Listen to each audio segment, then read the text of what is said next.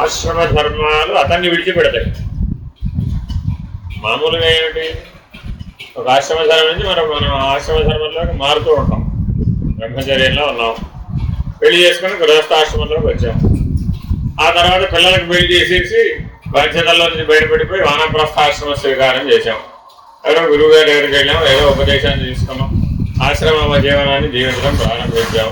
భవబంధాల నుంచి దూరం అవడానికి, సంసార బంధాల నుంచి బయటపడడానికి, నేను నాది అనే అహంకార మమకారాల నుంచి బయటపడడానికి వానప్రస్థాశ్రమ స్వీకారం చేశాం. అది బలపడి ఎవరో ఒక మహానుభావుడి దగ్గర తుదియాశ్రమం కింద సన్యాసాశ్రమాన్ని కూడా దీక్షగా స్వీకరించాం. ఇవన్నీ ఎవరో ఒకరు ఇవ్వాలి, ఒకరు పుచ్చుకోవాలి. ఆయా ఆశ్రమ ధర్మ నియమాల అనుసారం జీవించాలి, అంతేనా కదా. ఈ 4 ఆశ్రమ ధర్మాలు ఎవరినైతే, ఏ జ్ఞానినైతే అవే విడిచిపెట్టేస్తాయి వీళ్ళు. ఈ సృష్టిలో 2 మార్గాలు ఉన్నాయి. ఒకటేంటి, పట్టడం, విడవడం. అది నువ్వు సాధనపూర్వకంగా చేసే పని. ఏదో దీక్ష పట్టానన్నావు, ఓ 3 రోజులు, 30 రోజులు, 40 రోజులు, 3 నెలలు, 3 సంవత్సరాలు, 4 నెలలు చాతుర్మాస దీక్ష, పట్టు విడుపు, ఇంకా లేదా. అలా ప్రతిదానికి మానవుడు చేసే ప్రతి పనిలో ఏముంటుంది, పట్టడం ఉంటుంది, విడవడం ఉంటుంది. కానీ సృష్టి ధర్మానుసారంగా ఉండేవన్నీ సహజంగా విడుస్తాయి. బాల్యం నిన్ను విడిచిందా, నువ్వు బాల్యాన్ని విడిచావా? అదే నిన్ను విడిచింది. ఎవరైనా నిన్ను విడిచిందా, నువ్వే విడిచావా? అన్నీ అదే. అలా ఈ సృష్టి ధర్మంగా జరిగే అన్ని పనులు సహజంగా విడిచేటటువంటి పద్ధతిలో ఉన్నాయి. కాబట్టి ఈ 4 ఆశ్రమ ధర్మాలు జ్ఞాని అయిన వాడిని విడిచిపెడుతుంది. వారికి 4 ఆశ్రమ ధర్మాలతో పని లేదు. అంటే సర్వధర్మాన్ పరిత్యజ్య మామేకం శరణం వ్రజ అహం త్వా సర్వపాపేభ్యో మోక్షయిష్యామి మా శుచః అని భగవద్గీతలో చివర మోక్ష సన్యాస యోగంలో చేసిన ప్రతిపాదన ఈ అత్యాశ్రమి గురించి చేశారు. అంటే ముందు చెప్పినటువంటి కర్మయోగం, భక్తి యోగం, జ్ఞానయోగం అన్నీ ఆచరించి నీవు సన్యాసిగా మారి, విద్వత్ సన్యాసం బదులు వివిధిషా సన్యాసం బదులు విద్వత్ సన్యాసిగా మారి నువ్వు బ్రహ్మనిష్ఠుడు అయి బ్రహ్మ నిర్వాణ స్థితికి వచ్చేటప్పటికి, ఆ బ్రహ్మ నిర్వాణ స్థితిలో అత్యాశ్రమ ధర్మం తప్ప ఈ 4 ఆశ్రమాలు, సన్యాసి కూడా లేడా. అంటే ఈ 4 ఆశ్రమ ధర్మాలు ఆ బ్రహ్మ నిర్మాణం అనే స్థితిలో అతన్ని విడిచిపెట్టేసినాయి. ఇంకా అతనికి ఏ రకమైన ధర్మము వర్తించదు. ఎందుకని అంటే నువ్వు కూర్చుంటే ధర్మం అంటావు, నిలబడితే ధర్మం అంటావు, పడుకుంటే ధర్మం అంటావు, అలా పడుకోకూడదు అంటావు, అలా కూర్చోకూడదు అంటావు, అలా తినకూడదు అంటావు, అలా చేయకూడదు. విజ్ఞానికి ధర్మం అడ్డం వస్తుంది, అంతేగా. నువ్వు ఏ ఆశ్రమంలో ఉంటే ఆ ఆశ్రమం ప్రకారం, అంతేనా కదా. బ్రహ్మచారి ఇలా ఉండాలి, గృహస్థు ఇలా ఉండాలి, సన్యాసి ఇలా ఉండాలి అని ప్రతిదానికి ఒక నియమం పెట్టారా లేదా? ఈ ధర్మ నియమాలన్నీ కూడా దేని కొరకు పెట్టారు? బ్రహ్మజ్ఞానం కోసం పెట్టారు. ఎవరికైతే ఆ బ్రహ్మజ్ఞానం కలిగి బ్రహ్మనిష్ఠుడై జీవన్ముక్తుడై బ్రహ్మ నిర్వాణంతో పరబ్రహ్మం అనే నిర్ణయ స్థితికి వస్తాడు, వాడికి ఆశ్రమ ధర్మం వర్తించదు. వాడు బ్రహ్మచారుల్లో బ్రహ్మచారి, గృహస్థులలో గృహస్థు, సన్యాసులలో సన్యాసి, వానప్రస్థులలో వానప్రస్థు. వాడికి ఏ ఆశ్రమ ధర్మము లేదు. ఉదాహరణ చెప్తాను. కంచి పరమాచార్య స్వామి వారు ఇడ్లీలు తినరు. ఎందుకు తినరు? సన్యాసి సహజమైన ఆహారాన్ని స్వీకరించాలి కానీ ప్రాసెస్డ్ ఫుడ్ తినకూడదు అని నియమం ఉంది.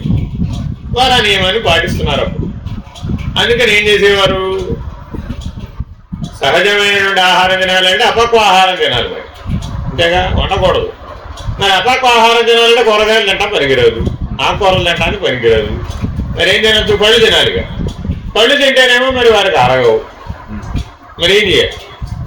ఆయనకి ఆహారం ఏం పెట్టాలి అంటే అరటిపళ్ళు, కేరళ నుంచి వచ్చినటువంటి అరటిపళ్ళని ఎండబెట్టి పొడి చేసి ఆ పొడిని పాలల్లో కలిపి ఇచ్చేవాడు. అది ఆయన ఆహారం. ఆ ఆహారమే జీర్ణమయ్యేది ఆయనకున్న పరిస్థితి. ఎందుకని? పేగులన్నీ అట్లా ముడుచుకుపోయినాయి. ఉపవాసాలు ఉండి ఉండి ఉండి ఉండి ఉండి పేగులు అడ్డుకుపోయినాయి, జీర్ణాశయం ముడుచుకుపోయింది. ఏమైనా తింటే ఆయన కడుపులోని పోస్తుంది. మనమేమో తినకపోతే పడిపోతాం, ఆయన తింటే పడిపోతారు. ఈ దశలో మరి ఇప్పుడు వారికి ఆహారం ఏం పెట్టాలి అని అందరూ కలిసి ఆలోచించి బాగా తర్జన పడి ఇలా అరటిపళ్ళ ఒరుగులు చేసి, ఇప్పుడు అవే మీరు బనానా చిప్స్ అని తింటున్నారు కదా, అవే నూనెలో దేవినవి. ఇవేమో ఎండబెట్టారనమాట. Sun dried chips, banana chips తయారు చేసి వాటిని మళ్ళీ మిక్సీలో వేసి పొడి చేసి పాలలో కల్పించేవాడు. ఇలా చూశాడు ఒక భక్తుడు. ఓహో, సన్యాసి అంటే ఈయన కదా మహానుభావుడు, కేవలం ఆ కొద్దిపాటి ఆహారంతో జీవన విధానం జరిగిపోతుంది దీనికి. మళ్ళీ అరుణాచలం వెళ్ళి అక్కడ భగవాన్ రమణులు అందరితో పాటు లైన్లో కూర్చుని బంతి భోజనం అందరికీ ఇడ్లీలు వడ్డిస్తే ఆయన కూడా ఇడ్లీ సాంబార్ తినేసాడు. అది అక్కడ చూశాడు. మళ్ళా అసలు పరమాచార్య దగ్గరకు వచ్చాడు. స్వామి అన్నాడు. ఏమిటి అరుణాచలం వెళ్ళొచ్చావా అన్నాడు. వెళ్ళొచ్చు. అక్కడ స్వామి ఇడ్లీలు తింటున్నారా, సాంబార్ తిన్నారా అని అడిగాడు. అవును స్వామి, అదేమిటో ఆయన ఇడ్లీ సాంబార్ తినేస్తున్నారు, మీరేమో ఇక్కడ ఇలా ఉన్నారు. ఆయన అక్కడ ఆయన అత్యాశ్రమయ్యా, ఆయనకి ఏ ఆశ్రమము పీఠము ఆయన మీద ఏ ధర్మాలు వర్తించవు ఆయనకు. అన్నీ ఆయన్ని విడిచిపెట్టేసి, ఆయన విడవడం కాదు, అన్నీ ఆయన్నే విడిచిపెట్టేసి ఆయన అత్యాశ్రమి. నేను ఇంకా ఆశ్రమము పీఠము ఉంది, ఇంకా నాకు ఇంకా ఇది ఇంకా నన్ను విడవలా ఇంకా. కాబట్టి నేను ఇలాగే ఉండాలి, ఆయన అలాగే ఉండాలి పొమ్మన్నారు. ఈయన ఏమంటున్నాడు, ఆయన ఇడ్లీ సాంబార్ తిన్నాడు కాబట్టి ఆయన జ్ఞాని కాదంటాడు ఈయన. అంటే ఇడ్లీ సాంబార్ తింటే జ్ఞాని కాదని ఈయన ఉద్దేశం. అర్థమైందా? కాబట్టి నీ జ్ఞానాన్ని బట్టి నీకు నిర్ణయం ఉంటుందే తప్ప నీ వ్యవహారాన్ని బట్టి కాదు. నీ సత్యాన్ని తెలుసుకోవాలి. అలా ఈ ఆశ్రమ ధర్మాలను ఏర్పరిచారమ్మ. అందరికీ వర్తిస్తాయా అంటే వర్తించవు. ఆ స్థితికి వచ్చిన వాడికి వర్తిస్తాయి. ఇప్పుడు మీకు భాగవతంలో ఒక ఘట్టం ఉంటుందన్నమాట. అస్ఖలిత బ్రహ్మచారి అయినటువంటి శ్రీకృష్ణ పరమాత్మ అసలు ఎప్పుడూ భోజనం చేయనటువంటి నిత్యోపవాసి అయినటువంటి దూర్వాస మహర్షి అని ఉంటుంది. సత్యమేనా అంటే సత్యమేనంటారు. అలాగా 16,000 మందిని 16,000 రూపాయలతో పెళ్లి తీసుకున్నాడు. ఎవరైనా ఒక వ్యక్తి ఒకరిని ఒక రూపంతో పెళ్లి చేసుకోగలిగితే శ్రీకృష్ణ పరమాత్మ 16,000 మందిని 16,000 రూపాయల్లో ఏకకాలంలో పెళ్లి చేసుకున్నాడు. మరి ప్రతి ఇంట్లోనూ శ్రీకృష్ణుడు ఉన్నాడు. 16,000 ఇళ్ళకి వెళ్ళి చూస్తే ప్రతి ఇంట్లోనూ శ్రీకృష్ణుడు ఉన్నాడు. ఆయన అలా ఉండగలడు కాబట్టి ఆయనకి చెల్లింది. ఇప్పుడు ఆయన చేసింది తప్పేనా అంటే తప్పంటానికి వీలు కాదు. అవన్నీ అత్యాశ్రమ పద్ధతులు. దాన్ని నువ్వు మామూలు సామాన్యులకు అన్వయించినట్టుగా వాళ్ళకి అన్వయించడానికి వీలు కాదు. అలాగే రోజుకి 4 సార్లు భోజనం చేస్తాడు దుర్వాస మహర్షి. మహర్షి ఏంటి 4 సార్లు భోజనం చేయవచ్చా? యోగే ఏకపుత్తే మహాయోగి అంటుంటివి, మహర్షి అయిన వాడు 4 సార్లు తినబెట్టండి అంటావేంటి? పైగా ఆయన నిత్యోపవాసట. ఇది 4 సార్లు సృష్టిగా భోజనం చేసినటువంటి దుర్వాస మహర్షి నిత్యోపవాసి. ఎందువలన? ఆయన జ్ఞానం వల్ల, అంతేగాని వ్యవహారం వల్ల కాదు. కాబట్టి వీళ్ళందరూ అత్యాశ్రమ ధర్మానికి సంబంధించినటువంటి వాడు. అందరూ కోపానికే దుర్వాస మహర్షంగా చెప్పుకుంటారు. ఆయన వాస్తవానికి పరిపూర్ణుడు. శ్రీకృష్ణ పరమాత్మ ఎటువంటి వాడో దుర్వాస మహర్షి ఎటువంటి వాడు. ఎందుకంటే వాళ్ళందరూ అత్రి మహర్షి, దత్తాత్రేయ మహర్షి, దుర్వాస మహర్షి ఒకే అత్రి మహర్షికి పుట్టినట్టు. అత్రేయుడు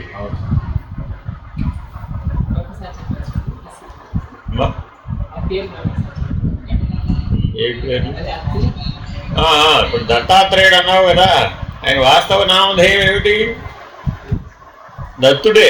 అంటే ఆ అత్రి మహర్షికి పుట్టాడు కాబట్టి దత్తాత్రేయుడు అయ్యాడు.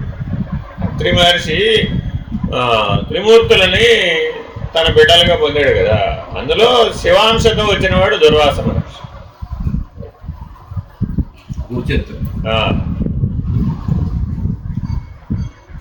దత్తాత్రేయుడు అంటే అందరూ 3 తలకాయలు పెడతారు. 3 తలకాయలు ఉన్నవాడు ఉంటారంటవా?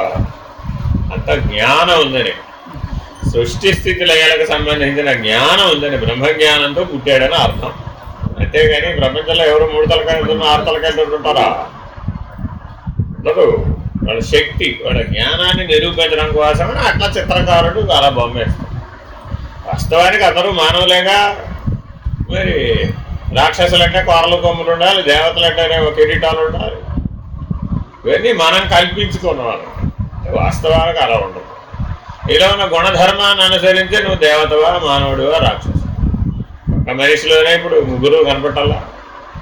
దేవాలయంలో ఉన్నాడండి, అబ్బో శంభో శంకర, బయటకు వచ్చాడండి. అప్పుడు మళ్ళీ ఆయన వ్యాపారం, ఆయన వ్యవహారం, ఆయన ఉద్యోగం, ఆయన గోళ గట్రా.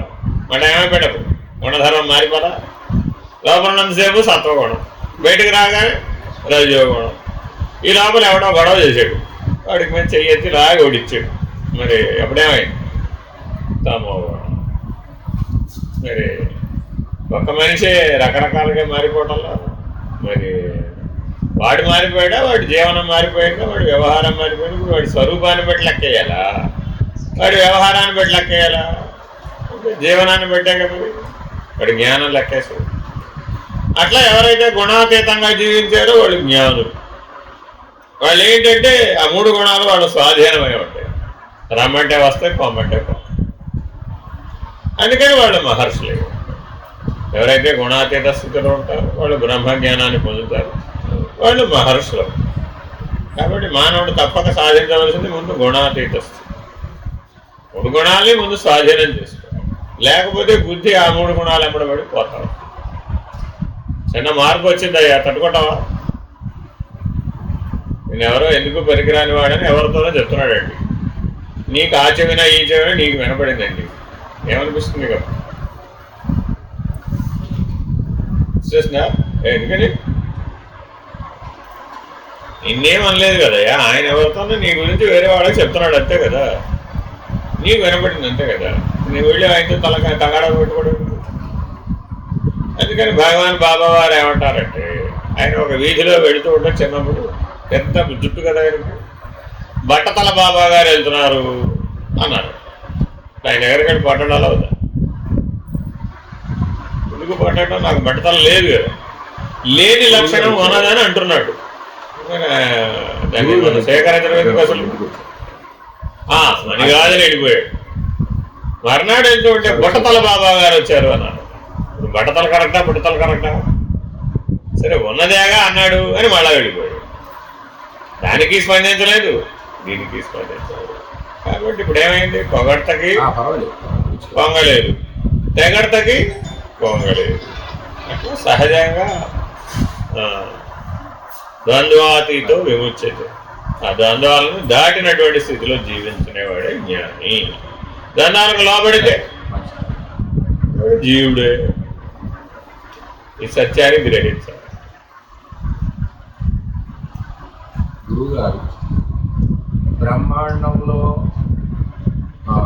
ఇప్పుడు ఈ వ్యష్టిలో జీవుడు అవస్థల్లో 4 జాగ్రత్త, స్వప్న, సుషుప్తి, దాన్ని తైజసుడు, విష్ణుడు, ప్రాజ్ఞుడని అక్కడ అంటున్నాము. మరి బ్రహ్మాండంలో బ్రహ్మ, విష్ణు, మహేశ్వరులుగా ఉన్నారు కదా ఇక్కడ ఈ స్వప్న 3 అవస్థల్లో. మరి ఉన్నప్పుడు దత్తాత్రేయుడు అవధూతాన్ని అన్నప్పుడు ఈక్వల్ టు శివుడితో సమానం అయినప్పుడు ఈ 3 తలకాయలు పెట్టుకొని మరి బ్రహ్మాండ పరిధిలోనే ఉన్నాడు కదా. అవతల శివ స్వరూపుడిగా, చైతన్య స్వరూపుడిగా, ప్రకాశ స్వరూపుడిగా లేడు. ఇప్పుడు జనమంతుంది బ్రహ్మ, విష్ణు, మహేశ్వరుడు అన్నప్పుడు సృష్టి స్థితి బ్రహ్మాండంలో ఉన్నటువంటి ఆ 4 తనువులు ఇప్పుడు వ్యష్టి తనువులు సమిష్టి తనువులుగానే చెప్పబడుతుంది. కానీ మరి అతీతమైనటువంటి శివస్వరూపమే అవధూత అన్నప్పుడు మరి ఇలా అందరూ కొలుస్తుంది ఈ బ్రహ్మ, విష్ణు, మహేశ్వరులుగానే చెబుతుంది ప్రతివాడు బ్రహ్మ, విష్ణు, మహేశ్వరూప అని అంటున్నాడే. కానీ ఆ చైతన్య స్వరూపుడైన శివపరమాత్మతో సమానమైన వాడిని అవధూత అనగా ఇందాక చెప్పినట్టుగా బాగా ఉన్మత్త పిశాచ స్థితిలో ఉండేటటువంటి మహానుభావుడిని ఈక్వల్ టు ఆ చైతన్య స్వరూపం అని మరి అలాగదా చూడాలి. మరి ఇప్పుడు అంతా ఇది ఏంటి ఈ 3 పెట్టడం ఆంతర్యం లేదండి. లేనిది కల్పించి చెబితేనే అందంగా ఉంటుంది. ఆమె ముఖము చంద్రబింబము వలె ఉన్నది. పొగడాలండి ఎవరైనా, ఏం చేయాలప్పుడు?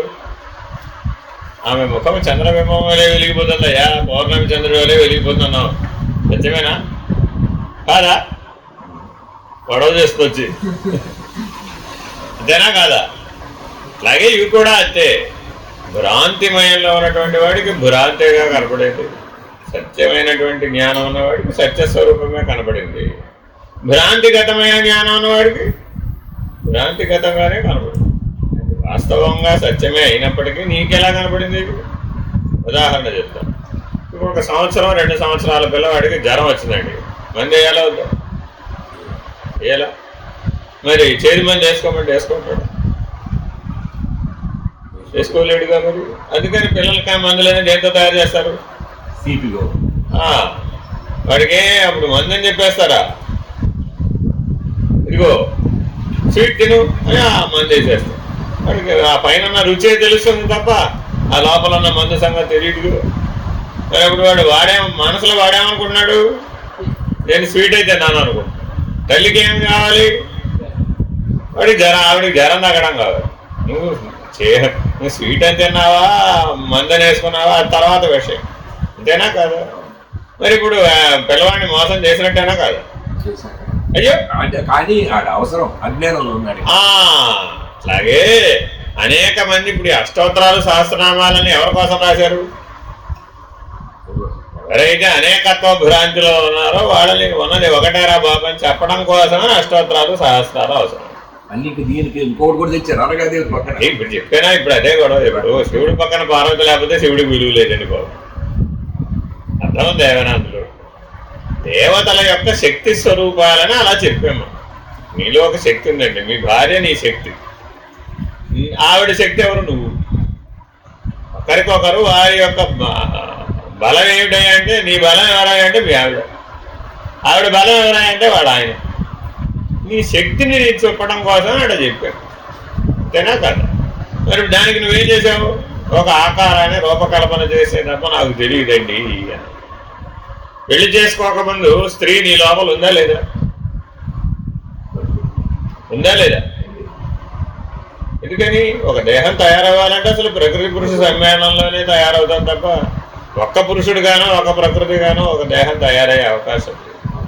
కాబట్టి నీ లోపల ఆల్రెడీ స్త్రీ లక్షణమైన ప్రకృతి ధర్మం ఉంది కాబట్టి నువ్వు స్త్రీని గుర్తించగలవు. ఆ స్త్రీ ఆకృతి ధరించిన ఆవిడలో పురుష లక్షణం ఉంది కాబట్టి ఆవిడ పురుషుడిని గుర్తించగలవు. ఆ జ్ఞానమే లేకపోతే ఎలా గుర్తిస్తావు? అసలు జ్ఞానం ఉంటేనే గుర్తించేది. కాబట్టి జ్ఞానం స్త్రీయా పురుషుడా అంటే జ్ఞానం స్త్రీ కాదు, పురుషుడు కాదు, సాక్షి. అట్లాగే దత్తాత్రేయుడు మరి అవధూతేనా? ఎలాగా?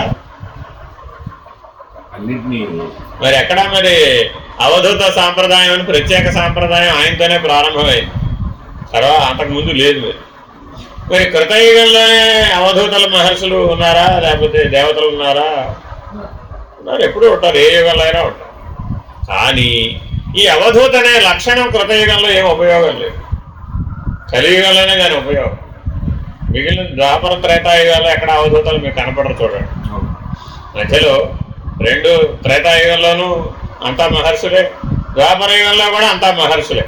అందుకనే మొన్న అసలు శ్రీపాద శ్రీ వల్లభుడితోటే మొదలైందంటాడు. అంటే అంతకుముందు దత్తుడు లేదు. అదే కదా చెప్పేదండి.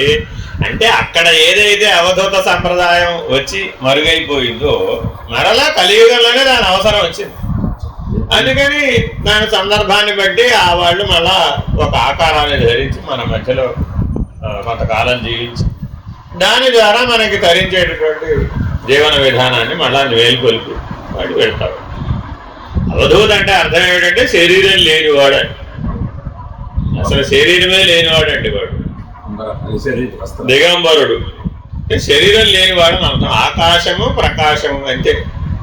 ఆకాశానికి శరీరం ఉందా లేదా? ఆకారం ఉందా లేదా? ఆకాశానికి ఆకారం ఉందా లేదా? ఏది? మీ ఇంటి మీద ఆకాశం వేరే, మా ఇంటి మీద ఆకాశం వేరే. కరెక్టేనా కదా?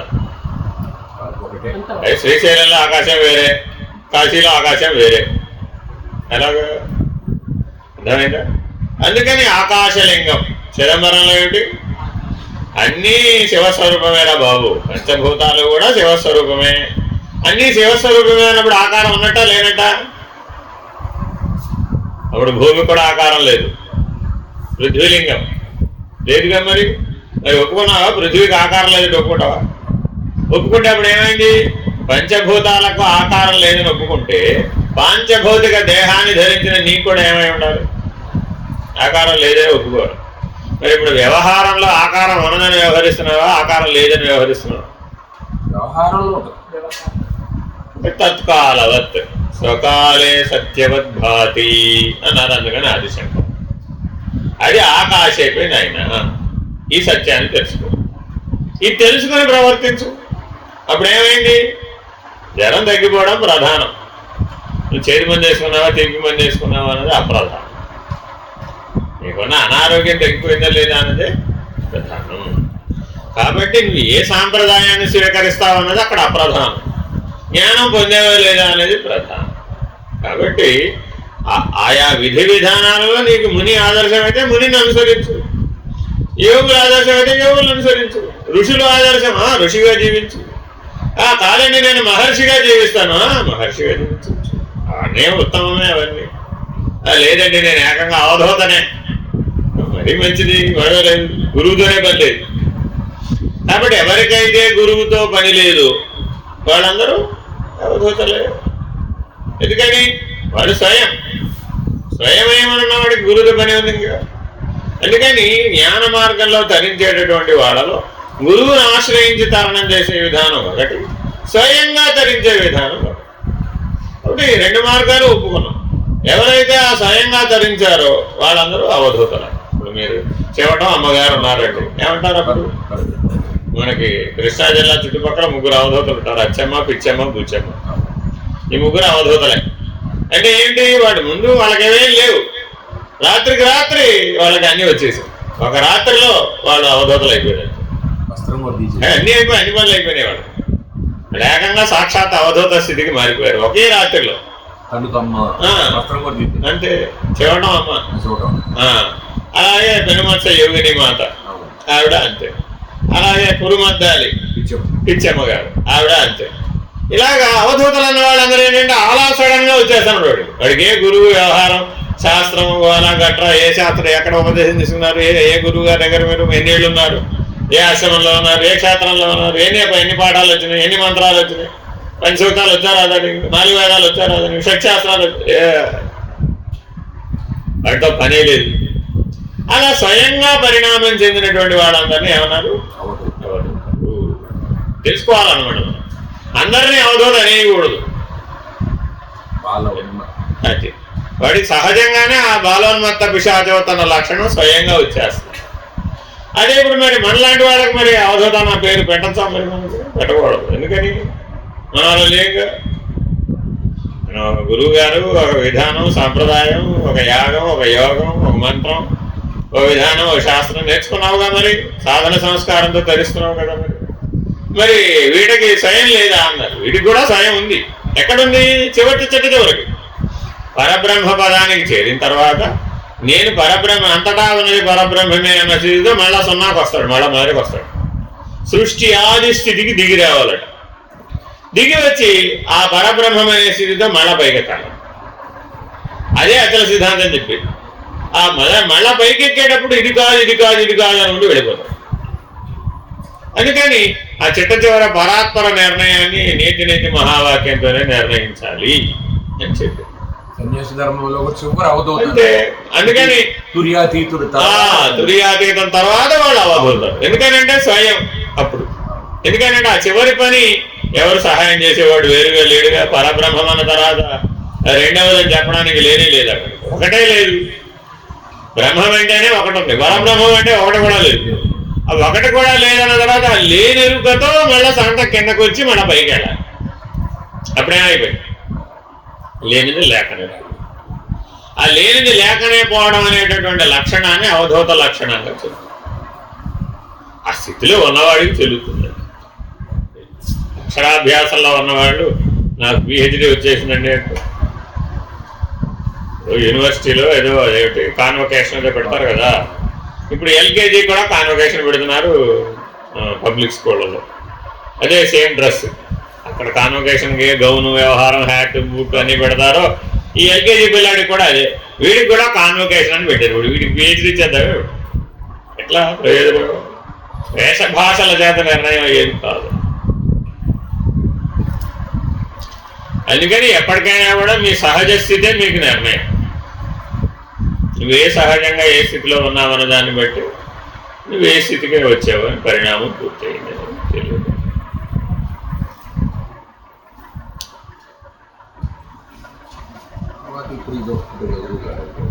ఒకసారి నాకు ఈ రోజుతో క్లియర్ అయిపోయింది.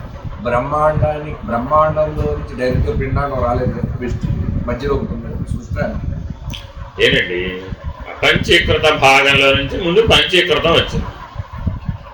పంచీకృతంలో నుంచి జీవభావం వచ్చింది. జీవభాగంలో నుంచి పంచభౌతిక దేహం. దాన్ని అందుకని బ్రహ్మాండ పంచీకరణ. ఏనండి, అపంచీకృత స్థితి నుంచి పంచీకృతం ఎట్లా అయిందో చెప్పేది బ్రహ్మాండ పంచీకరణ అంటారు. ఆ పంచీకృతమైనటువంటి స్థితిలో నుంచి మళ్ళీ పంచభూతాలు ఎలా వచ్చినాయి, ఆ పంచభూతాలలో నుంచి సూక్ష్మమైన జీవ చైతన్యం ఎట్లా వచ్చింది చెప్పేది అది కూడా ఒక పంచీకరణ. మరి ఈశ్వర పంచీకరణ ఒకటి, బ్రహ్మాండ పంచీకరణ ఒకటి, పిండాండ పంచీకరణ. ఇప్పుడు బ్రహ్మాండంలో నుంచి వచ్చింది ఈశ్వర పంచీకరణ. ఈశ్వర పంచీకరణ చిట్ట చివరికి చెప్పేది ఈశ్వర పంచీకరణ. అది అపంచీకృతం నుంచి పంచీకృతం ఎట్లా అయిందో చెప్తుంది. బ్రహ్మణోర అవ్యక్త అనేది దానికి బ్రహ్మణోర అవ్యక్త అనేది బ్రహ్మాండ పంచీకరణ. బ్రహ్మము పరబ్రహ్మము నుంచి బ్రహ్మం ఎట్లా అయింది అసలు? ఓహో, పరబ్రహ్మం నుంచి బ్రహ్మకు వచ్చింది ఈశ్వర పంచీకరణ. ఆ బ్రహ్మములో నుంచి పంచభూతాలు వ్యవహారం అంతా బ్రహ్మాండ పంచీకరణ. బ్రహ్మాండం దాంట్లో జీవభావం ఎట్లా వచ్చింది, ఆ జీవభావంలో నుంచి పంచభౌతిక దేహం ఎట్లా వచ్చింది అది చెప్పేది పిండాండ పంచీకరణ. అప్పుడు ఈశ్వర పంచీకరణ, బ్రహ్మాండ పంచీకరణ, పిండాండ పంచీకరణ, ఈ మూడే మొత్తం. నీకు పంచీకరణ లేదు. సాంఖ్య విచారణ అంటే ఈ మూడే. అప్పుడు పరాత్పరము పరబ్రహ్మం నుంచి బ్రహ్మంలోకి వచ్చిందంతా ఈశ్వర, అంతే ఈశ్వర పంచీకరణ. అంతే. అలాగే బ్రహ్మం నుంచి పంచభూతాలుగా వచ్చింది బ్రహ్మాండ పంచీకరణ. ఆ దాని నుంచి సూక్ష్మంగా వ్యష్టిగా పిండాండం ఎట్లా వచ్చింది అనేది పిండాండ. మూడే. ఇంకా ఈ మూడిటికే అన్వయ భేదం చేత అద్వైతం అని అచలం అని పేర్లు వచ్చింది. సమర్థం అన్ని కలిపి పరబ్రహ్మానికి అన్వయం చేస్తేనేమో అచలం. అంటే అక్కడ బ్రహ్మం దగ్గర అయిపోయింది అద్వైతం. అక్కడ కూడా పరబ్రహ్మం అనే విషయమే చెప్తాం, కానీ అద్వైతంలో చెప్పే విధానం వేరు, అచలంలో చెప్పే విధానం వేరు. అద్వైతంలో ఎలా చెప్తాము అంటే పిండాండానికి పిండాండం, బ్రహ్మాండానికి బ్రహ్మాండం, విశ్వాండానికి విశ్వాండం అట్లా పనిచేస్తున్నాయి. ఏ తలంలో అవే పనిచేస్తున్నాయి, కానీ ఉన్నదంతా బ్రహ్మమే అనే నిర్ణయం దగ్గర వదిలేస్తాం. కానీ అచల సిద్ధాంతానికి వచ్చేటప్పటికి ఇవన్నీ లేనివని నిరూపిస్తూ తీసుకెళ్ళాం. ఎందుకంటే ఆ చివరి మెట్టు లేని ఎరుకగా ఎట్లా పరిణామం చెందాలో చెప్పడం కోసం చెప్పింది, అంతేగాని కింద ద్వైత భాగంలో చెప్పింది కాదు. విశ్వాండ పంచీకరణ, ఈశ్వర పంచీకరణ, విశ్వాండము ఈశ్వరుడు రెండు అనొచ్చు దాన్ని. ఈ బ్రహ్మాండానికి రెండు పేర్లు లేవు. బ్రహ్మాండ పంచీకరణ దానికి ఒకటే పేరు. అన్నీ కలిపి ఒకే పంచీకరణ పటంలో వేసేసుకుని ఒక పాఠంగానే చెప్తారు అచల సిద్ధాంతం. అది ఒకటే పంచీకరణ పటం అనేది. ఎందుకంటే గురువు గారు ఇప్పుడు ఇక్కడ అష్టతనువులు వచ్చినాయి. ఎట్లా వెష్టిలో 4, సమిష్టిలో 4. మరి ఆ ఈశ్వరుడిలో అక్కడ కూడా తనువులు ఉండవు. అక్కడ పరబ్రహ్మ పదంలో తనువు ఎక్కడ ఉంటుందో ఉండదు. కానీ మరి కాలం ఉంటదిగా అక్కడ. కళ, కాలము, చిత్తు, తమస్సు అనేవి ఆ 4 అక్కడ పెట్టాము. పరశివం అన్నమాట. అవును, పరశివం. కళ అది ఆ 4 అక్కడ విశ్వాండంలో. అది పరశివము, కళ, కాలము, చిత్తు, తమస్సు అనే పేరుతో చెప్తారు అక్కడ. చెప్పడం అంటే అక్కడ ఇంద్రియాలు లేవు కదయ్యా. అవును, ఒకే సూచన. హిరణ్య గర్భ నువ్వు చంద్రుడి మీదకి వెళ్ళిన తర్వాత ఏం చేయాలి? ఇక్కడ చెప్పి పంపించాలా, చంద్రుడి మీదకి వెళ్ళాలని చెప్పాలా? ఇక్కడే చెప్పాలి. అదే అక్కడికి వెళ్ళినా కదా చెప్పాలి. అక్కడికి పోయినాక నువ్వు అది చెప్తావు. అందుకని అవన్నీ ఇక్కడే చెప్పి పంపిస్తారు అన్నమాట.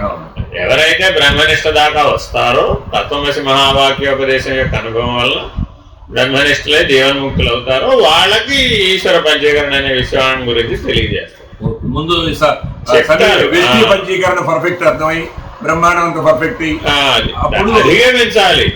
అధిగమించిన వాడికే ఆ చివరి మాటలు చెప్పే. ఇప్పటికే చెప్పిన ప్రయోజనం ఏముంది? సరే చెప్తామా, ఇప్పుడు ఏముంది పెద్ద విషయం? ఇప్పుడు ఇదో 4 పేజీలు, అదో 4 పేజీలు, అదో 4 పేజీలు ఉండదండి. 12 పేజీలు పాఠం చెప్పడం ఎంత పెద్ద విషయం అంటావు? వేదం కంఠో పాఠంగా నేర్చుకునే వాళ్ళకి సాంఖ్య విచారణ ఎంత విషయం అంటావు? కానీ అది అట్లా తేలదే, వల్లె వేయడం ద్వారా తేలదు కాదు. అందుకే చెప్పేది ఏమిటంటే ఉత్తమమైన అధికారం ఎవరయ్యా అంటే శ్రవణ కాలంలోనే దర్శనాన్ని పొంది, అనుభవం పొంది, నిర్ణయాన్ని పొందేవాడు ఎవడు వాడు ఉత్తమ అధికారి. వాడికి మనన నిధిధ్యాసలు అవసరాలు. మధ్యమాధికారికి శ్రవణంతో పాటు మననం కూడా కాదు. కొంతకాలం వాటిని మననం చేస్తే తప్ప వాడు దాన్ని అందుకోలేడు. అధమాధికారి శ్రవణ మననంతో పాటు ఆ నిధిధ్యాస కూడా చేయాలి. తదేకంగా ధ్యానం చేస్తే తప్ప వాడు దాని పరిణామాన్ని అందుకోలేడు. అందుకని వాడు అధమాధికారి. ఏ దృష్టితో? పరబ్రహ్మాన్ని అందుకునే జ్ఞాననిష్టతో చూస్తూ. అందుకని అచల సిద్ధాంతంలో శ్రవణ మనన నిధిధ్యాసలకు తావులేదు, చోటే లేదు అసలు. ఎందుకని గురువు మౌన వ్యాఖ్యగా చెప్తాడు. ఈ ఈశ్వర పంచీకరణ పేపర్ మీద గళ్ళు గీసి చెప్పేది కాదు. గురువు గారు మౌనంగా ఉండి మౌనం ద్వారా శిష్యుడికి బోధిస్తాడు, సూచిస్తాడు ఆ ఈశ్వర పంచీకరణ. మరి అట్లాగే తెలుసుకోవాలి. మరి దాన్ని అట్లా తెలుసుకోగలిగిన వాడికి అది వీలవుతుంది. మరి ఇప్పుడు పుస్తకమా, పెన్నా, పేపరా? ఇంద్రియాలతో ఇంద్రియాలే లేవు. కాబట్టి ఎవరైతే ఈశ్వరీయ మౌనంలో ఉన్నటువంటి గురువు గారు ఉంటాడో అతడు ఈ బ్రాహ్మణిష్టలో ఉన్నటువంటి జీవన్ముక్తుడైనటువంటి శిష్యుడికి ఆ మౌనం ద్వారా సూచిస్తాడు. అతడే గ్రహించగలుగుతాడు. అంటే పిల్లాడు వాళ్ళ అమ్మకో నాన్నకో కోపం వచ్చిందని ఎట్లా గ్రహిస్తున్నాడు అంట? చూశాడు, వాళ్ళ అమ్మ నాన్న అక్కడ ఏదో మాట్లాడుకుంటున్నారు, ఏదో వాడిగా వేడిగా చర్చ జరుగుతుంది. మధ్యలో పిల్లలు వెళ్తారా? ఎందుకని ఎవరు వెళ్తున్నారా? సీరియస్గా ఉంది వ్యవహారం. చిన్నపిల్లలు ఎవడన్నా పరిగెట్టుకు వెళ్ళినా పెద్ద పిల్లలు ఎవరైనా చేస్తారు, కొట్టుకురా వాడు అడిగితే అక్కడ సీరియస్గా చర్చిస్తాడు. మరి అప్పుడు వాళ్ళకి ఏం చెప్పకుండానే అవగాహన అవలా? అట్లా మానవుడిలో ఆ శక్తి ఉంది, కానీ మనం దాన్ని వినియోగించుకోవాలి. అలా వినియోగించుకోవాలంటే మన మనసు ఎప్పుడు మౌనంగా, మనసు మౌనంగా ఉంటే అప్పుడు అవన్నీ బోధపడు. మనసునే మౌనంగా ఉంచలేని వాడు ఈశ్వరీయ మౌనానికి ఎక్కడ వెళ్తాడు? సాధించలేడు కదా. అవన్నీ ఈశ్వరీయ మౌనంతో చెప్పే అంశాలు. అందుకని విస్తారంగా బోధించడానికి వీలు కాదు, సూచించటం. స్వామి గారు ఐశ్వర్య మౌనం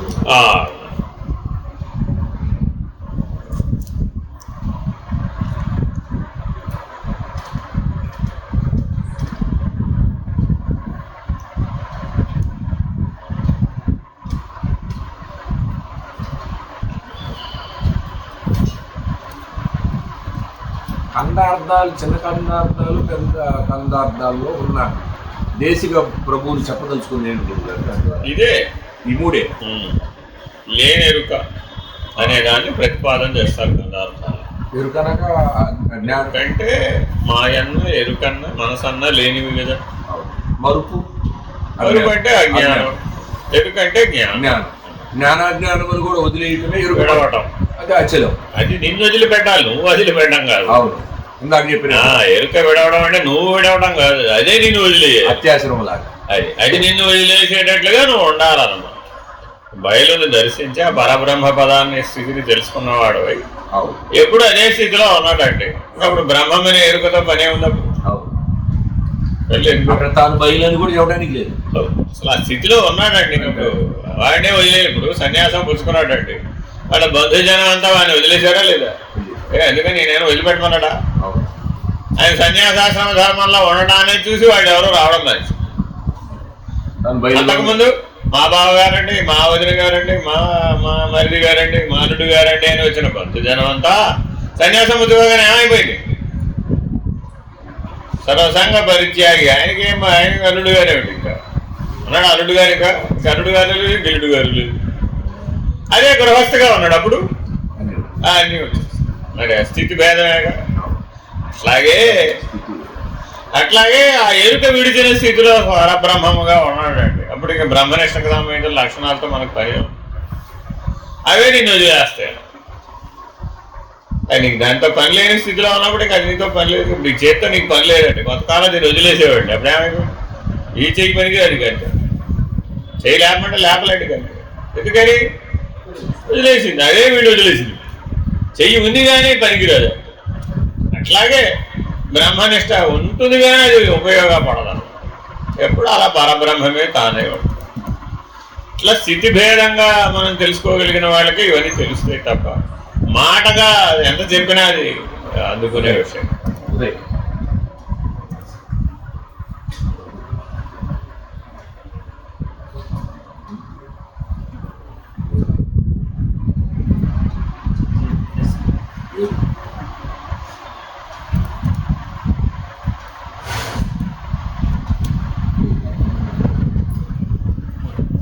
ధనమూలం ఇదం జగత్ అన్నారు. ధనమే అన్నిటిని నడిపిస్తున్నాను. మరి ఆ భగవంతుని చేరుకోవడానికి అన్ని ఆ ధనాన్ని అన్ని తగ్గించి రావయ్యా అని అంటున్నారు. ఏంటి సమస్య? ధనం వల్ల మిథం జగత్ అని మనం చెప్పామో ఈశ్వరుడు చెప్పాడు? మనం చెప్పాం. నాకు తెలియదు. అది కదా, ఏ శాస్త్రమైనా ఎవరు చెప్పారన్నది ప్రధానం, అంతేగా. ఏదైనా ఒక వాక్యం చెప్పామండి, సంస్కృతంలో చెప్పినంత మాత్రాన్ని శాస్త్రం అవ్వాలని నియమం ఏం లేదు. సంస్కృతం కూడా ఒక భాష, తెలుగు భాష లాంటిదే. తెలుగులో భాషలో ఎన్ని గొడవలు, వ్యవహారాలు, భ్రాంతులు ఉన్నాయో సంస్కృతంలో కూడా అన్ని గొడవలు ఉన్నాయి. ఈశ్వరుడు ఎక్కడైనా సరే ధనం వల్ల మిథం జగత్ అని ఏ శాస్త్రంలో కానీ ఎక్కడైనా చెప్పాడా?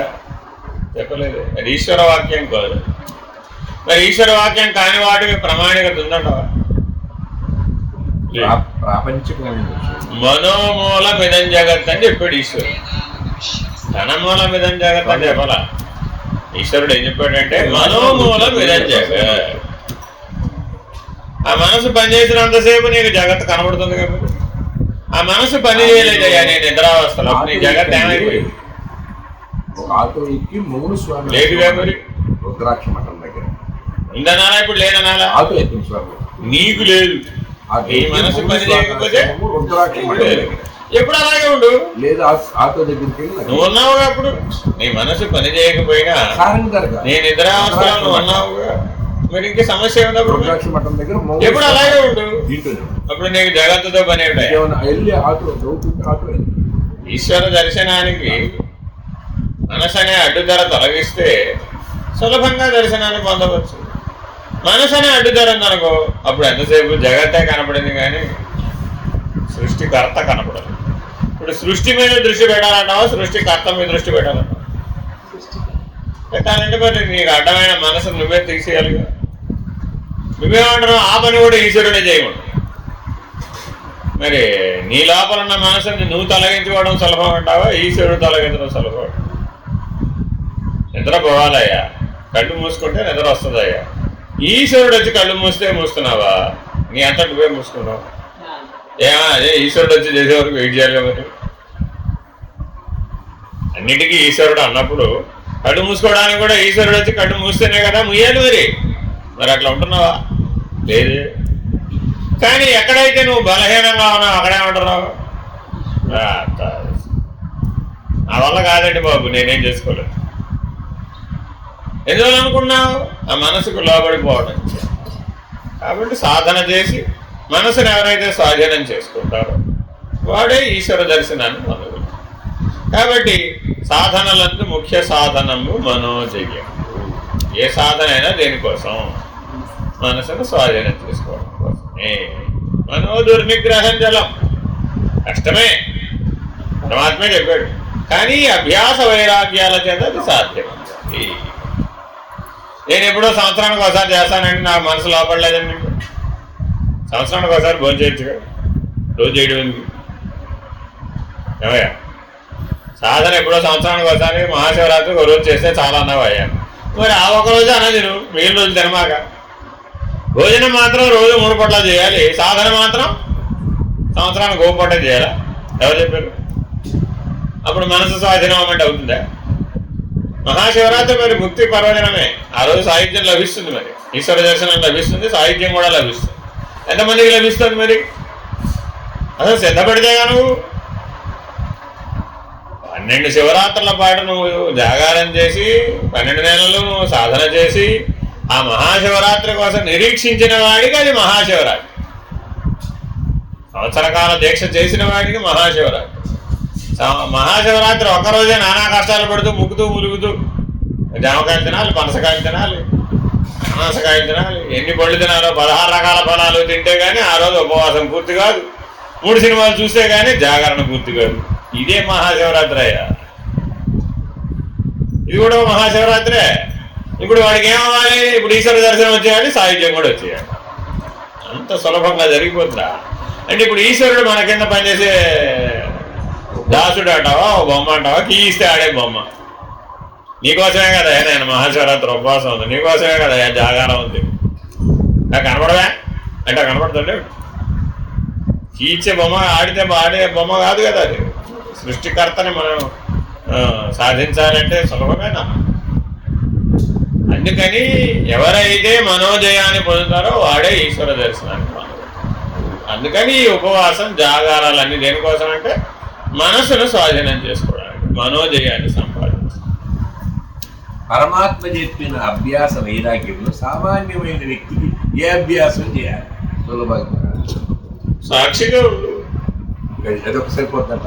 ప్రతి క్షణం సాక్షిగా చూసి ఎప్పుడూ సాక్షిగా ఉండాలా? ఏ అభ్యాసం అవసరం లేదు. అంటే అదే అభ్యాసం. అన్నిటికంటే ఉత్తమమైన సులభమైన సాధన సాక్షి సాధన. సాక్షి సాధన ఎందులోనూ కలిసిపోమాట. నువ్వు వేసుకున్న బట్టల్లో కలిసిపోతున్నావా? తినే ఆహారంలో కంచంలో కలిసిపోతున్నావా? పడుకునే మంచగంలో కలిసిపోతున్నావా? ఎక్కిన వాహనంలో కలిసిపోతున్నావా? ఒక డ్రైవర్ గారు ఉన్నారండి, ఒక కారు నడుపుతున్నాడండి, నువ్వు కారు ఒకటేనా అన్నా ఒప్పుకుంటావా? అలాగా నువ్వు 100 ఏళ్ళు ఉన్నావండి కారులోనే కూర్చుని, కారు డ్రైవర్ ఒకటైపోతారా? అలాగే ఈ శరీరం అనేది నీకు కాదు, నువ్వు డ్రైవర్ ఉపయోగించుకుంటున్నావు, పాడైపోయింది. అక్కడ వేరంటే అదే ఎన్ని ఉపమానాలు అయితే ఉపమానాలన్నిటి దగ్గర ఒప్పుకుంటాం. నీ దగ్గరకు వచ్చేప్పుడు మాత్రం నేను కారేనండి. మరి అప్పుడు అది అజ్ఞానం కాదు. అన్ని చోట్ల సత్యం ఒకటేగానే ఉంటది కదా. సూర్యుడు మీ ఇంట్లో వేరే, మా ఇంట్లో వేరేనా? మీ ఇంటి మీద సూర్యుడు వేరే, మా ఇంటి మీద సూర్యుడు వేరే, కరెక్టేనా? అలా ఎలా అవుతుంది? అవదు. ఎందుకంటే ఎప్పుడూ సాక్షిగా ఉండడమే ఉత్తమమైన సాధన కలియుగం. ఎందుకంటే ఇప్పుడు మిగిలిన సాధనలు చేసేంత బలం ఏది? ఇప్పుడు రకరకాల తపో మార్గాలన్నీ, సాధనా మార్గాలన్నీ ఎన్నో పురాణాల్లో శాస్త్రాల్లో ఏకరువు పెట్టబడి ఉన్నాయండి. అది మరి అంత చేసేంత శారీరక దారుఢ్యం కానీ మానసిక బలం కానీ లేదు కదా. సాక్షిగా ఉండమంటేనే ఉండలేకపోతుంటు. వ్యవహార జ్ఞానం కూడా ఉండాలిగా సాక్షిగా. ఇక అదంతా గోల, అదంతా లేకపోతే ఇప్పుడు ఆ సాక్షిగా. ఇప్పుడు ఒకటే నేను చెప్పేదండి, నీకు పరమాత్మ ప్రధానమా సృష్టి ప్రధానమా మొట్టమొదటి పరమాత్మే ప్రధానం. అప్పుడు అయిపోయింది నీకు. అప్పుడు వ్యవహారం అంతా సృష్టితో కూడుకుంది కానీ పరమాత్మతో లేదు. వ్యవహారం గురించిన ప్రశ్న అడిగామంటే అక్కడ మారిపోయింది. పరమాత్మ బదులు సృష్టి దగ్గరకు వచ్చేసేవాళ్ళు. సృష్టి అంటే 3 గుణాలతో కలిసి ఉంటుంది. వ్యవహారం అంటే 3 గుణాలతో కలిసి ఉంటుంది. పరమాత్మ అంటే 3 గుణాల అవతల ఉంటాడు. మరి నీకు 3 గుణాలతో పని కూడిన సృష్టితో పని అంటావా పరమాత్మతో పని అంటే? నీ లక్ష్యం ఎవరు ముందే తెలుసుకో ఫస్ట్. ఏదన్నా కానీ 3గా ఉన్న వాటికి అవతలు ఉన్నవాడు పరమాత్మ. అవతలు ఉంటానంటావా యువతలు ఉంటారంటావా? అవతలే ఉంటారంటే అసలు యువతలు దాని ప్రసక్తి అక్కడే ఉంది లేదు, అయిపోయింది, ఫినిష్డ్. వ్యవహారం నడిపించాలి. మళ్ళా మరి వచ్చింది కదా అదంతా స్టోరీ. అదంతా మళ్ళా నేను ఏకకాలంలో ఉయ్యాల్లోనూ ఉంటాను, ఉయ్యాల ఊపేవాడుగానే ఉంటానంటే ఉయ్యాలో ఉన్నవాడు ఉయ్యాలంటే అవుతాడు, ఊపేవాడుగానే ఉంటాడు. ఏదో నిర్ణయం ఉయ్యాలు ఊపేవాడుగానే ఉండు, ఉయ్యాలో వాడుగానే ఉండు. ఉయ్యాలో ఉన్న శిశువు అండి గొడవ లేదు, ఎవడో ఉంటాడు అడుగుతాడు. నువ్వే ఉయ్యాల ఊపేవాడివి, అప్పుడు ఉయ్యాలో ఉన్న శిశువుతో నీకు పని. అందుకని ఎవడైతే జ్ఞాన మార్గంలో ప్రవేశిస్తాడో వాడికి వ్యవహారం గొడవ పని లేదు, దాని దోలు లేదు అసలు అక్కడ. ఎందుకని అదంతా సామాన్యంగా ఎలా జరగాలో అలా జరిగిపోతా ఉండదు. దాన్ని పట్టించుకోవడం. ఓ ఉదాహరణ చెప్తానండి. చిన్నప్పటి నుంచి మీరు క్షవరం చేయించుకున్నారో లేదు? ఎక్కడ పడేశారు? అదంతా పడేసారు. పనికిరాందనేగా పడేసావు. ఆ పనికిరాంది ఎక్కడ పడేసావు? ఎక్కడెక్కడ పడేసావో కొద్దిగా వెళ్ళి తీసుకురాగలవా? అయ్యో గుర్తుంచుకోవాలి కదా, నీ వ్యవహారంలో భాగం కాదా అది? నీ జీవితంలో భాగం కాదా? మరి ఎందుకు గుర్తెట్టుకోలేదు? అది వ్యవహారం అనగానే జ్ఞానం ఏమంటాడంటే అవసరం లేదా? చేశాడా చేయలేదా? అవసరం లేదని చేసాడు. ఎప్పుడైతే అవసరం లేదని చేస్తే దాన్ని గుర్తెట్టుకోవాల్సిన పని లేదు, ఫినిష్డ్. అప్పుడు నీ మీద ప్రభావితం కాలేదు. అదే దాన్ని గుర్తెట్టుకున్నాడండి, అయిపోయింది. నీ పెళ్ళి ఎప్పుడంటే ఇంకా అవలేదండి అనేది గుర్తుందలే ఇప్పుడు ఆయనకి. చూడండి, నాకు పెళ్ళి అవ్వలేదండి అనేది ఎందులో చెప్పాడు? జ్ఞాపకంలో నుంచే కదా. ఆ జ్ఞాపకం వెనుకున్నది జ్ఞానమే కదా, అంతేనా కదా? లేదా మీ అబ్బాయి, మీ అమ్మాయి, మీ ఆవిడ ఎక్కడ, మీ పిల్ల ఇక్కడ నాకు పెళ్ళి కాదని మహాప్రభు అన్నాడా లేదా? మరి అయిందని అవ్వలేదని ఇప్పుడు ఆత్మస్వరూపం నుంచి చెప్పావా, శరీరం నేను దగ్గర చెప్పావా? అయిపోయి వ్యవహారమేగా. మరి అదే అవసరం లేదన్న స్థితిలో ఉన్నాడండి. అప్పుడేమైంది? నీకు పెళ్ళి ఎప్పుడైంది అంటే పెళ్ళితో అవసరం లేదన్న, అవలేదనలా, అవసరం లేదు. అవలేదనడానికి అవసరం లేదనడానికి ఎంత స్థితి భేదం తేడా, చాలా తేడా. అవలేదన్నవాడు ఎప్పటికప్పటికి ఐఐటీగా చూస్తాడు, దాని గురించి ఆసక్తి ఉంది కదా, మరి ప్రయత్నం చేస్తాడు కదా, మరి అనుభవం వస్తుంది కదా, మరి అప్పుడు ఆ వ్యవహారం అంతా పరిణామం కారకం అవటల్లా మరి. అందుకని జ్ఞాని ఆ సమాధానం ఏంటంటే ఎప్పుడు అవసరం లేదు చేస్తాడు. కానీ ఎలా చేస్తాడు? విస్తరాకు భోజనానికి అవసరమా కాదా? భద్రంగా దాచిపెట్టుకోవాలా వద్దా? మరి దాచిపెట్టుకోవాలా?